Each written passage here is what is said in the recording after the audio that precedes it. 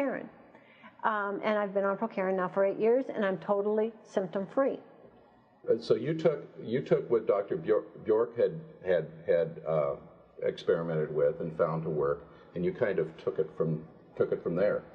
Well, yeah, with the adenosine monophosphate and vitamin B12, when I started that in 1990, and it helped me. It helped my fatigue.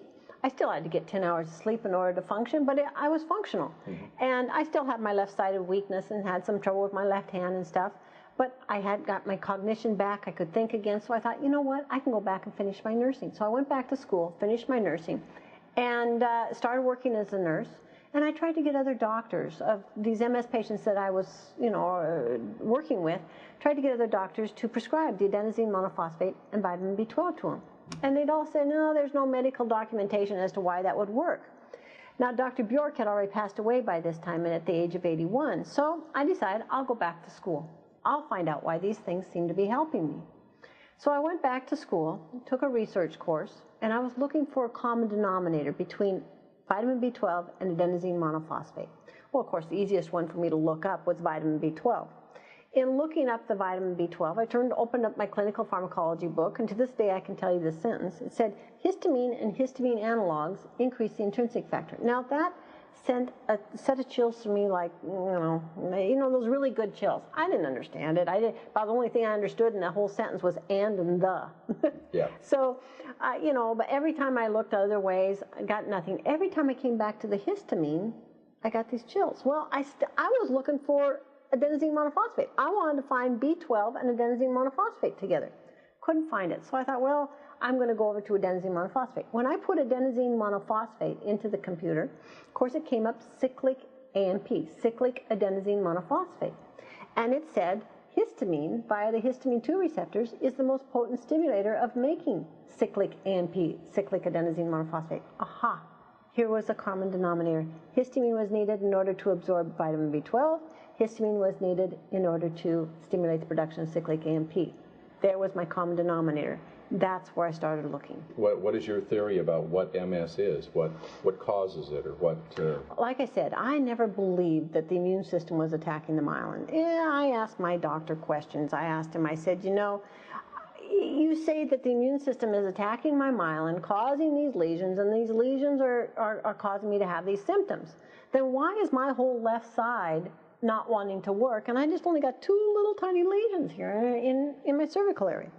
Well, we don't know. We've never been able to correlate the lesions to the symptoms or the progression of the disease. Well, wait a minute.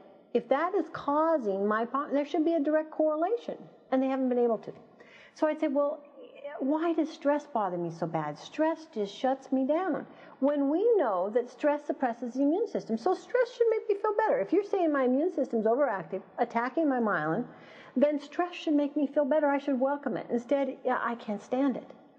Well, we don't know. We've never been able to understand it. And I said, well, why does heat bother me so bad? I said, I can't stand heat. It just shuts me down. And he said, well, we think it's when you lose your immune system attacks the myelin, the insulation on the nerves. When you lose that, it's like an electrical cord, and so then it short circuits. I said, that doesn't make sense. You take the normal physiology, anatomy of the brain, open up one of those books, and you'll see there's a whole layer of gray matter. Now, it's gray matter because it's unmyelinated. It doesn't have the insulation on those nerves. Myelin is white looking. Then you have an entire layer of white matter in the brain. And it's called white matter because it's myelinated. So if that's the normal human being, they have this whole layer of unmyelinated nerves, then you tell me, why doesn't the general population, when they're out exercising, taking a hot tub, get a fever, why don't they act like they have MS? They should be short-circuiting too. And he says, well, I know we've never been able to understand that. Well, there was too many questions they couldn't understand. So when I never believed that this autoimmune theory, I didn't believe the immune system was attacking the myelin, but when I saw this common denominator of histamine, I started looking at that. Histamine started to answer. When I studied histamine, it started to answer all the questions about MS we haven't been able to answer. When we think of histamine, as I had too, you think of, the nemesis out in the hayfield, the allergies. Histamine it's much more complicated than that. Histamine is taken and metabolized into active metabolites. One pathway will take you down to the metabolite, which we know as H1. That's your allergy type histamine. Another path, that's perfectly intact in people with MS. We don't have a problem with it. In fact, all our histamine is going that way. That's why MS patients have so many allergies and food sensitivities and stuff, because we're going to force all our histamine down that way. The other histamine, the other pathway, histamine in the brain, in the hypothalamus, and in the central nervous system, is supposed to be metabolized into H2, the neurotransmitter.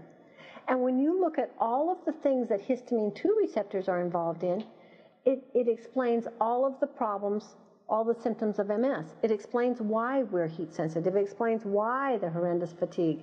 It explains why we have gastric problems. It explains why we have the cold hands, cold feet, the poor circulation, all of those things. So what I find is that there's a problem in MS patients of metabolizing histamine into the active metabolite, histamine 2. Now, when you look at the cells, we're made up of trillions of cells. And all of these cells make their own little proteins, do their own little thing.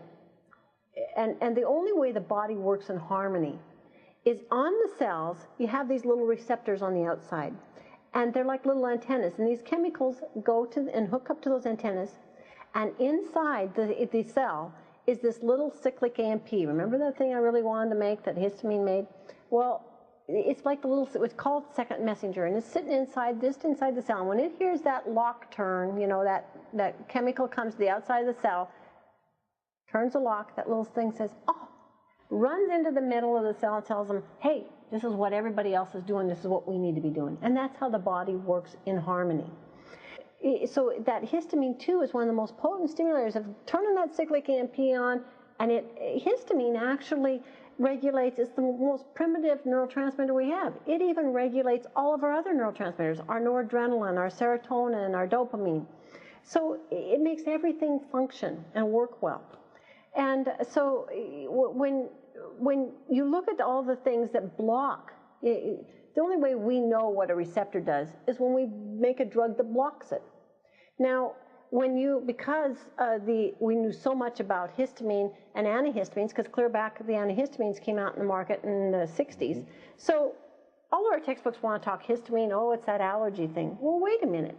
Histamine 2, if you look at all the things that we know now about the histamine 2 receptors, because of the Zantac, the PEPs, the Tagamet, et cetera, the H2 blockers for the gastric acid production, you look at all the things that histamine 2 receptors are involved in, and then you can correlate those all to the MS symptoms. So you're going down an entirely different path.